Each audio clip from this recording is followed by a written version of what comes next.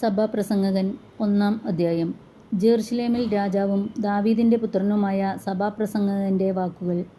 പ്രസംഗകൻ പറയുന്നു: മിഥ്യകളിൽ മിഥ്യ, സകലവും മിഥ്യ, മിഥ്യകളിൽ മിഥ്യ. സൂര്യനു താഴെ മനുഷ്യന് അധ്വാനം കൊണ്ട് എന്തു ഫലം? തലമുറകൾ വരുന്നു പോകുന്നു, ഭൂമിയാകട്ടെ എന്നേക്കും നിലനിൽക്കുന്നു. സൂര്യൻ ഉദിക്കുന്നു, അസ്തമിക്കുന്നു, ഉദിച്ചിടത്ത് തന്നെ വേഗം തിരിച്ചെത്തുന്നു. കാറ്റ് തെക്കോട്ട് വീശുന്നു, തിരിഞ്ഞ് വടക്കോട്ട് വീശുന്നു, വീണ്ടും തെക്കോട്ട്, അങ്ങനെ അത് ചുറ്റിക്കറങ്ങിക്കൊണ്ടിരിക്കുന്നു. നദികൾ സമുദ്രത്തിലേക്ക് ഒഴുകുന്നു, എന്നാൽ സമുദ്രം നിറയുന്നില്ല. ഉറവിടത്തിലേക്ക് വീണ്ടും ഒഴുക്ക് തുടരുന്നു. സകലവും മനുഷ്യന് ക്ലേശഭൂയിഷ്ടം, അത് വിവരിക്കുക മനുഷ്യന് അസാധ്യം. കണ്ടിട്ട് കണ്ണിനോ കേട്ടിട്ട് ചെവിക്കോ മതി വരുന്നില്ല. ഉണ്ടായത് തന്നെ വീണ്ടും ഉണ്ടാകുന്നു, ചെയ്തത് തന്നെ വീണ്ടും ചെയ്യുന്നു. സൂര്യന് കീഴെ പുതിയതായത് ഒന്നുമില്ല. പുതിയത് എന്ന് പറയാൻ എന്തുണ്ട്? യുഗങ്ങൾക്ക് മുൻപ് തന്നെ അതുണ്ടായിരുന്നു. കഴിഞ്ഞതൊന്നും ആരും ഓർക്കുന്നില്ല. വരാനിരിക്കുന്നവയെ അവയ്ക്ക് ശേഷം വരാനിരിക്കുന്നവർ ഓർക്കുകയുമില്ല. സഭാപ്രസംഗകനായ ഞാൻ ജെറുസലേമിൽ ഇസ്രായേലിന്റെ രാജാവായിരുന്നു. ആകാശത്തിന് കീഴെ സംഭവിക്കുന്നതെല്ലാം ജ്ഞാനത്തോടെ ആരാഞ്ഞറിയാൻ ഞാൻ പരിശ്രമിച്ചു. വ്യഗ്രതയോടെ ചെയ്യാൻ ദൈവം മനുഷ്യനെ ഏൽപ്പിച്ച ജോലി എത്ര ക്ലേശകരമാണ്! സൂര്യന് കീഴെ നടക്കുന്ന എല്ലാ പ്രവൃത്തികളും ഞാൻ വീക്ഷിച്ചു. എല്ലാം മിഥ്യയും പാഴ്വേലയുമത്രേ. വളഞ്ഞത് നേരെയാക്കാൻ ആർക്കും കഴിയുകയില്ല, ഇല്ലാത്തത് എണ്ണുക അസാധ്യം. ജെറുസലേമിൽ എനിക്ക് മുൻപുണ്ടായിരുന്ന എല്ലാ രാജാക്കന്മാരെയുംകാൾ അധികം ജ്ഞാനം ഞാൻ സമ്പാദിച്ചു. ജ്ഞാനത്തിൻ്റെയും അറിവിൻ്റെയും യഥാർത്ഥ രൂപം അനുഭവിച്ചറിഞ്ഞു എന്ന് ഞാൻ വിചാരിച്ചു. ജ്ഞാനത്തെയും അറിവിനെയും ഉന്മത്തതയെയും ഭോഷത്വത്തെയും വിവേചിച്ചറിയാൻ ഞാൻ ഉദ്യമിച്ചു. ഇത് പാഴ്വേലയാണെന്ന് ഞാൻ കണ്ടു. കാരണം ജ്ഞാനമേറുമ്പോൾ ദുഃഖവും ഏറുന്നു, അറിവ് വർദ്ധിക്കുമ്പോൾ വ്യസനവും വർദ്ധിക്കുന്നു. സഭാപ്രസംഗകൻ 2-ാം അധ്യായം. ഞാൻ എന്നോട് തന്നെ പറഞ്ഞു: സുഖഭോഗങ്ങളിൽ ഞാൻ മുഴുകും, ഞാൻ അതിൻ്റെ ആസ്വാദ്യത പരീക്ഷിക്കും. എന്നാൽ ഇത് മിഥ്യ തന്നെ. ചിരി ഭ്രാന്താണെന്നും സുഖഭോഗങ്ങൾ നിഷ്ഫലമാണെന്നും ഞാൻ മനസ്സിലാക്കി. ജ്ഞാനത്തിൽ നിന്ന് മനസ്സിളകാതെ തന്നെ ശരീരത്തെ വീഞ്ഞുകൊണ്ട് ആഹ്ലാദിപ്പിക്കാൻ ഞാൻ നോക്കി. മനുഷ്യനെ സന്തുഷ്ടനാക്കുന്നത് എന്തെന്നും ചുരുങ്ങിയ ആയുസ്സിനുള്ളിൽ അവൻ ചെയ്യേണ്ടതെന്തെന്നും അറിയാൻ ഞാൻ ഭോഷത്വത്തെ ആശ്ലേഷിച്ചു. ഞാൻ വലിയ കാര്യങ്ങൾ ചെയ്തു. ഞാൻ എനിക്ക് വേണ്ടി മാളികകൾ പണിതു, മുന്തിരിത്തോട്ടങ്ങൾ നട്ടുപിടിപ്പിച്ചു, ഉദ്യാനങ്ങളും ഉപവനങ്ങളും ഉണ്ടാക്കി. അവയിൽ എല്ലാ തരം ഫലവൃക്ഷങ്ങളും നട്ടു. തോട്ടം നനയ്ക്കാൻ കുളങ്ങൾ കുഴിച്ചു. എൻ്റെ വീട്ടിൽ പിറന്ന അടിമകൾക്ക് പുറമെ ദാസന്മാരെയും ദാസിമാരെയും ഞാൻ വിലയ്ക്ക് വാങ്ങി. ജെറുസലേമിലെ എൻ്റെ മുൻഗാമികൾക്കുണ്ടായിരുന്നതിനേക്കാൾ അധികം ആടുമാടുകളും എനിക്കുണ്ടായിരുന്നു.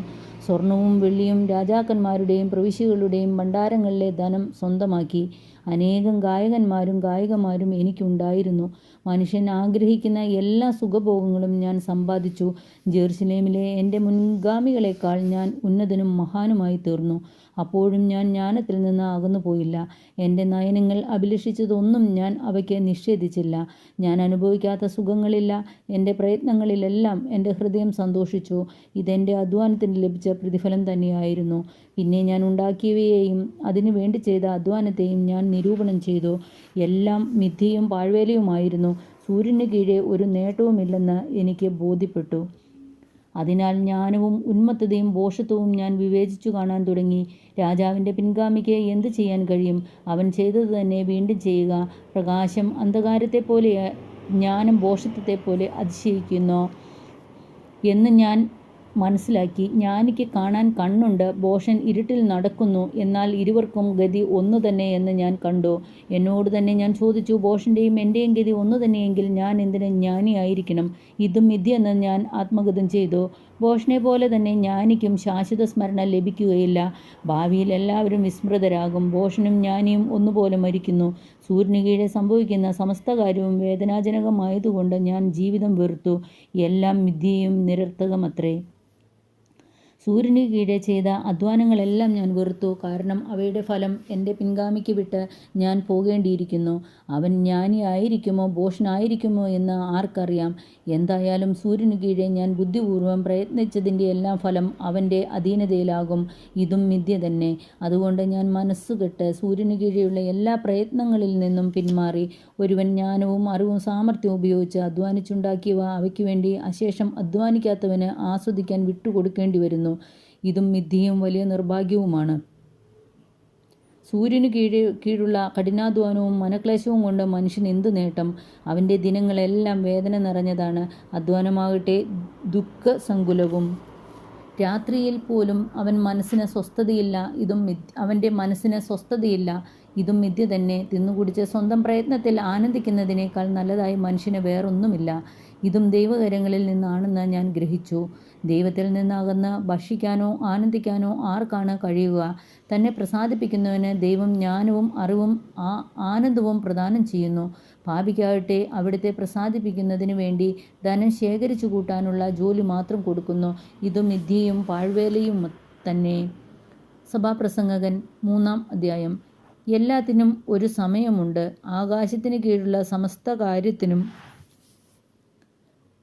ഒരവസരമുണ്ട്. ജനിക്കാൻ ഒരു കാലം, മരിക്കാൻ ഒരു കാലം, നടാൻ ഒരു കാലം, നട്ട് പറിക്കാൻ ഒരു കാലം, കൊല്ലാൻ ഒരു കാലം, സൗഖ്യമാക്കാൻ ഒരു കാലം, തകർക്കാൻ ഒരു കാലം, പണിതുയർത്താൻ ഒരു കാലം, കരയാൻ ഒരു കാലം, ചിരിക്കാൻ ഒരു കാലം, വിലപിക്കാൻ ഒരു കാലം, നൃത്തം ചെയ്യാൻ ഒരു കാലം, കല്ലു പെറുക്കി കളയാൻ ഒരു കാലം, കല്ലു പെറുക്കി കൂട്ടാൻ ഒരു കാലം, ആലിംഗനം ചെയ്യാൻ ഒരു കാലം, ആലിംഗനം ചെയ്യാതിരിക്കാൻ ഒരു കാലം, സമ്പാദിക്കാൻ ഒരു കാലം, നഷ്ടപ്പെടുത്താൻ ഒരു കാലം, സൂക്ഷിച്ചു വയ്ക്കാൻ ഒരു കാലം, എറിഞ്ഞു കളയാൻ ഒരു കാലം, കീറാൻ ഒരു കാലം, തുന്നാൻ ഒരു കാലം, മൗനം പാലിക്കാൻ ഒരു കാലം, സംസാരിക്കാൻ ഒരു കാലം, സ്നേഹിക്കാൻ ഒരു കാലം, ദ്വേഷിക്കാൻ ഒരു കാലം, യുദ്ധത്തിന് ഒരു കാലം, സമാധാനത്തിന് ഒരു കാലം. അധ്വാനിക്കുന്നവന് അവൻ്റെ അധ്വാനഫലം കൊണ്ട് എന്ത് ഫലം? ദൈവം മനുഷ്യമക്കൾക്ക് നൽകിയ ശ്രമകരമായ ജോലി ഞാൻ കണ്ടു. അവിടുന്ന് സമസ്തവും അതിൻ്റെ കാലത്ത് ഭംഗിയായിരിക്കത്തക്ക വിധം സൃഷ്ടിച്ചു. മനുഷ്യ മനസ്സിൽ കാലത്തിൻ്റെ സമഗ്രതയെക്കുറിച്ചുള്ള ബോധം അവിടുന്ന് നിക്ഷേപിച്ചിരിക്കുന്നു. എന്നാൽ ദൈവത്തിൻ്റെ പ്രവൃത്തികൾ ആദ്യന്തം ഗ്രഹിക്കാൻ അവന് കഴിവില്ല. ജീവിതകാലം മുഴുവൻ ആനന്ദിക്കുകയും ആസ്വദിക്കുകയും ചെയ്യുന്നതിനേക്കാൾ കാമ്യമായി മനുഷ്യർക്ക് യാതൊന്നുമില്ലെന്ന് ഞാൻ അറിയുന്നു. എല്ലാ മനുഷ്യരും ഭക്ഷിക്കുകയും പാനം ചെയ്യുകയും അധ്വാനഫലം ആസ്വദിക്കുകയും ചെയ്യുക എന്നത് ദൈവത്തിൻ്റെ ദാനമാണെന്നും ഞാൻ അറിയുന്നു. ദൈവത്തിൻ്റെ പ്രവൃത്തികളെല്ലാം ശാശ്വതമാണെന്ന് ഞാൻ അറിയുന്നു. അതിനോട് എന്തെങ്കിലും കൂട്ടാനോ അതിൽ നിന്ന് എന്തെങ്കിലും കുറയ്ക്കാനോ സാധ്യമല്ല. ദൈവം അപ്രകാരം ചെയ്തിരിക്കുന്നത് മനുഷ്യൻ തന്നെ ഭയപ്പെടുത്തുന്നതിനാണ്. ഇന്നുള്ളത് പണ്ടേ ഉണ്ടായിരുന്നതാണ്, ഇനി ഉണ്ടാകാനിരിക്കുന്നത് ഉണ്ടായിരുന്നതു തന്നെ. കടന്നുപോയ ഓരോന്നിനെയും ദൈവം യഥാകാലം തിരിച്ചു കൊണ്ടുവരും. സൂര്യനു കീഴെ ന്യായപീഠത്തിൽ പോലും നീതി പുലരേണ്ടിടത്ത് തിന്മ കുടികൊള്ളുന്നതായി ഞാൻ കണ്ടു. ഓരോ സംഗതിക്കും ഓരോ പ്രവൃത്തിക്കും ദൈവം സമയം നിശ്ചയിച്ചിരിക്കുന്നതുകൊണ്ട് അവിടുന്ന് നീതിമാനെയും ദുഷ്ടനെയും വിധിക്കുമെന്ന് ഞാൻ വിചാരിച്ചു. മനുഷ്യമക്കൾ വെറും മൃഗങ്ങളാണെന്ന് അവരെ കാണിക്കാൻ വേണ്ടി ദൈവം അവരെ പരീക്ഷിക്കുകയാണെന്ന് ഞാൻ കരുതി. എന്നാൽ മനുഷ്യമക്കളുടെയും മൃഗങ്ങളുടെയും ഗതി ഒന്നു തന്നെ. ഒന്ന് ചാവുന്നത് പോലെ മറ്റേതും ചാവുന്നു. എല്ലാറ്റിനും ഒരേ ശ്വാസമാണുള്ളത്. മനുഷ്യന് മൃഗത്തേക്കാൾ യാതൊരു മേന്മയുമില്ല. എല്ലാം മിഥ്യയാണ്. എല്ലാം ഒരിടത്തേക്ക് പോകുന്നു. എല്ലാം പൊടിയിൽ നിന്നുണ്ടായി, എല്ലാം പൊടിയിലേക്ക് മടങ്ങുന്നു. മനുഷ്യൻ്റെ പ്രാണൻ മേൽപോട്ടും മൃഗത്തിൻ്റെ താഴെ മണ്ണിലേക്കും പോകുന്നുവോ ആർക്കറിയാം? അതുകൊണ്ട് മനുഷ്യൻ തൻ്റെ പ്രവൃത്തി ആസ്വദിക്കുന്നതിനേക്കാൾ മെച്ചമായി ഒന്നുമില്ലെന്നും അത് തന്നെയാണ് അവൻ്റെ ഗതിയെന്നും ഞാൻ മനസ്സിലാക്കി. തനിക്ക് ശേഷം സംഭവിക്കുന്നത് കാണാൻ അവനെ ആര് വീണ്ടും കൊണ്ടുവരും? സഭാപ്രസംഗകൻ 4-ാം അധ്യായം. വീണ്ടും ഞാൻ സൂര്യന് കീഴിലുള്ള എല്ലാ മർദ്ദനങ്ങളും വീക്ഷിച്ചു. മർദ്ദിതരുടെ കണ്ണീര് ഞാൻ കണ്ടു. അവരെ ആശ്വസിപ്പിക്കാൻ ആരും ഉണ്ടായിരുന്നില്ല. ശക്തിമർദ്ദകർക്കായിരുന്നു. ആരും പ്രതികാരം ചെയ്യാൻ ഉണ്ടായിരുന്നില്ല. ജീവിച്ചിരിക്കുന്നവരേക്കാൾ ഭാഗ്യവാന്മാരാണ് മരിച്ചുപോയവരെന്ന് ഞാൻ വിചാരിച്ചു. എന്നാൽ ഇരുകൂട്ടരേക്കാൾ ഭാഗ്യവാന്മാർ ഇനിയും ജനിച്ചിട്ടില്ലാത്തവരും സൂര്യന് കീഴെ നടക്കുന്ന തിന്മകൾ കണ്ടിട്ടില്ലാത്തവരുമാണ്. എല്ലാ അധ്വാനവും എല്ലാ വൈദഗ്ധ്യവും മനുഷ്യരുടെ പരസ്പര സ്പർദ്ധയുടെ ഫലമാണെന്ന് ഞാൻ ഗ്രഹിച്ചു. ഇതും മിഥ്യയും പാഴ്വേലയുമാണ്. ഭോഷൻ കയ്യും കെട്ടിയിരുന്ന് ക്ഷയിക്കുന്നു.